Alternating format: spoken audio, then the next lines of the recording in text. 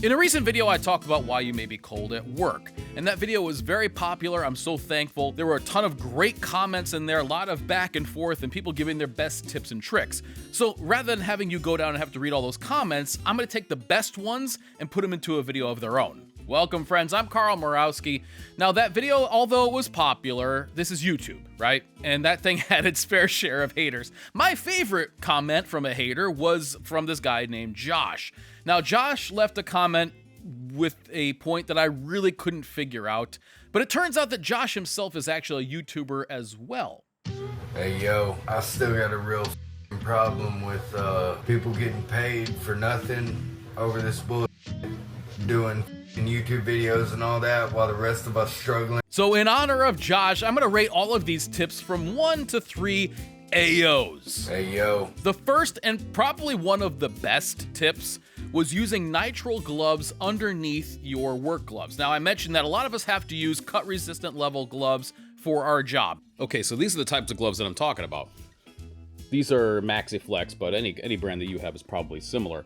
And the whole idea here is to take something like a glove like these and to put it underneath a glove like this.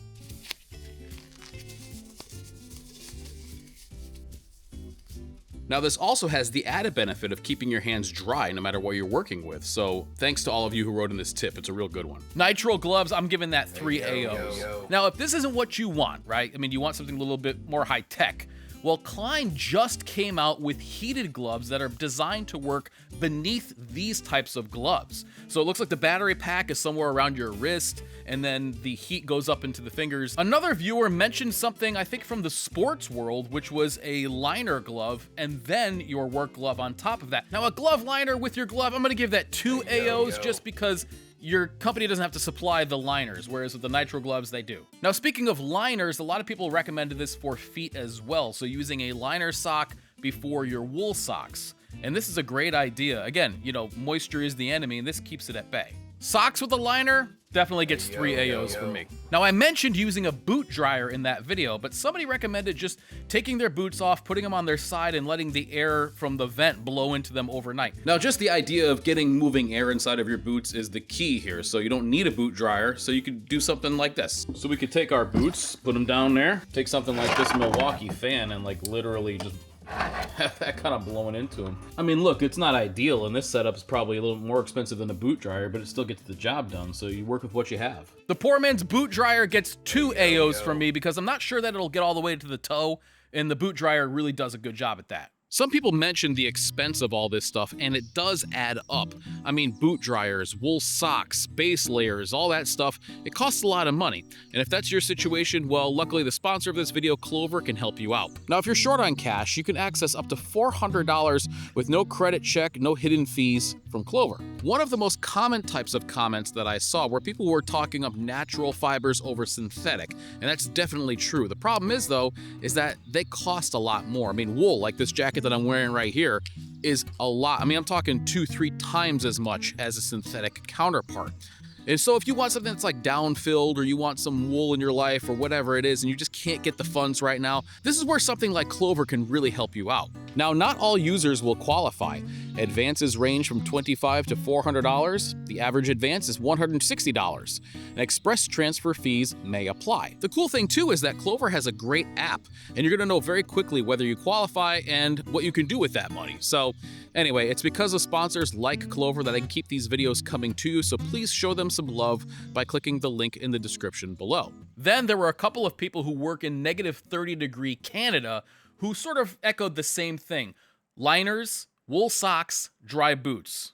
If it works up there, it's gotta work down here. One of my favorite comments was from somebody who recommended going full burrito mode, and what this basically is the socks go over your base layer, the base layer is tucked into your pants, the shirt's tucked in, everything is overlapping so there are no gaps, and you're essentially sealing all the warm air and not letting the wind get a free shot at your back. I just love the idea of burrito mode, and I'm gonna give this 3 AOs. Other people mentioned circulation in general, and just tying your boots a little bit looser for the day. I mean, obviously you don't want them flopping around, but just enough to give you a little bit more circulation, gives you a lot more warmth. A carpenter from Canada left a monster comment breaking down his whole system, and essentially, it's a thin synthetic long sleeve, then a puffy sweater, then a non-insulated shell with a zipper or buttons. And he says that the zipper here is the big thing because you can open it when you're moving and sweating, or close it back up when you're standing around. A lot of people echoed that being able to layer properly is really key. That's what's gonna keep you warm, is knowing how to layer. But being able to dump heat when you need to is really important too, because sweat, moisture is the enemy. And sometimes on pieces like this, you'll have a spot like this under the pits where you can dump heat as well. Now, another snowboarder chimed in and said that he uses his snowboarding stuff because it has more active ventilation like this.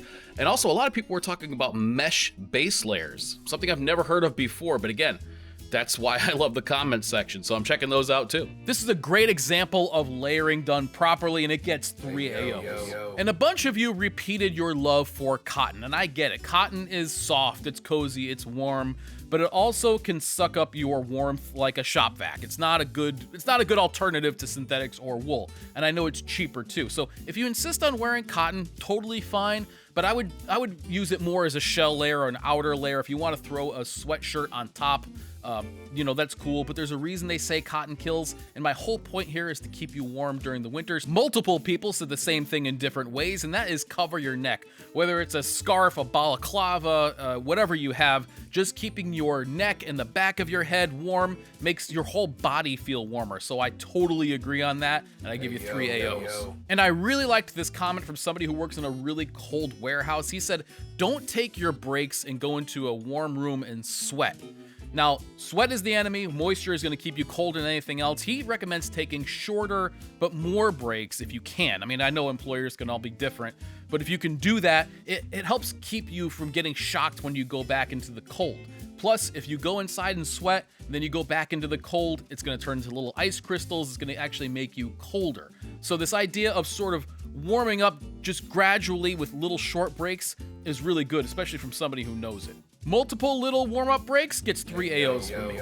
Some people recommended that if you work with a tablet or something like that with a touch screen, get a stylus or cut the finger off of one of your gloves. Rather than taking your glove on and off all day long and getting colder, just working with a stylus so you don't have to take your gloves off is a game changer. This is something that I totally failed to recognize, and I'm really glad that somebody mentioned in the comments. This gets 3 AOs. A couple of you said the quiet part out loud, that the best way to keep warm on the job is by not having a job that makes you go out in the cold in the first place. And I mean, I think that some of this was a little bit tongue-in-cheek, but the truth is that that is kind of a tactic. If you're somebody who's younger and you're just ready to take on the world, that's fine. But if you really don't like spending time in the cold, which a lot of people don't, maybe the thing to do is look at your career trajectory and make sure that it ends you up in the job trailer somewhere or in an office. And that's totally viable. I don't think that everybody's cut out to deal with the cold year after year. A huge thank you to those of you who commented on that last video. I learned a ton reading through your comments, and I hope I did them justice here. You know, one of us is not smarter than all of us, and together we can help keep each other in check, keep each other warm and safe, and working toward this career that we're in, whether it's by choice or just by necessity. Either way, if you're out there and you're going through this stuff, I hope this video is of some use to you. And if you have a tip or trick that works really well, leave it in the comments section of this video. And if you're watching, go down there, check it out. There's a lot of great comments, a lot of knowledge out there, and very cool people who are willing to share that with us. Thank you so much. Anyway, guys, thanks for watching, and I'll catch you next time.